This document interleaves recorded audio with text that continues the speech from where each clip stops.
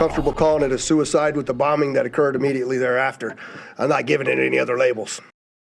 The driver who detonated explosives outside of the Trump Hotel shot himself moments before, leaving the big question: how did he pull this off? Thanks for staying with us here at 5 o'clock. I'm Heather Mills. And I'm Brian Loftus. Now, the coroner officially identifying 37-year-old Matthew Leibelsberger as the one who killed himself in this explosion. He is a member of the U.S. Army Special Forces and had lived in Colorado. We have team coverage for you as we learn more about the investigation and about the man who set off this bomb.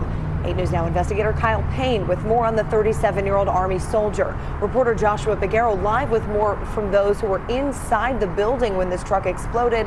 Well, let's start now with 8 News Now investigator David Charles joining us live at Metro headquarters with the latest on the work that's happening there.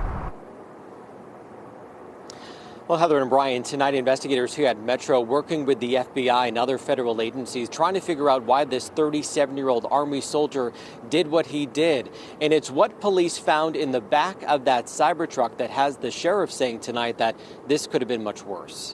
We still have only ever seen him in this vehicle, and we're not aware of any other subjects involved in this particular case. It's a case that rocked Las Vegas New Year's Day. A driver loading fireworks and explosives in a Tesla Cybertruck, leading to an explosion outside the Trump International Hotel. Metro Police believe that driver is 37-year-old Matthew Leibelsberger, an active duty member of the Army based in Colorado.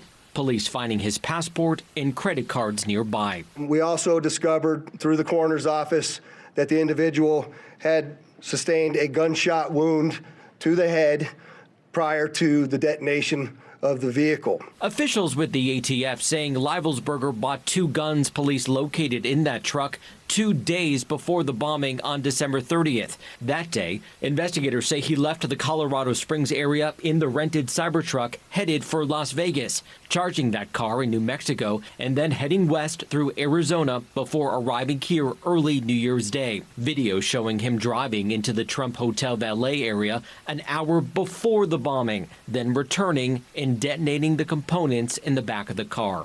Investigators saying Thursday they're not yet sure how he did it. We're too early into that investigation process to give any determination as far as how this device was initiated. The big question, why? And is there a connection to terror?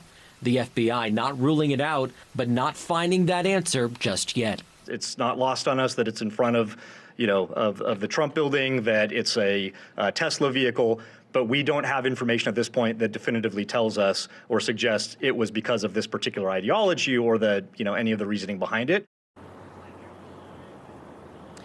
The sheriff saying that in the back of that car that you just saw there, that there were some unexploded items, things that you could buy at any kind of camping store. He says that if those had exploded, it would have been a much bigger explosion.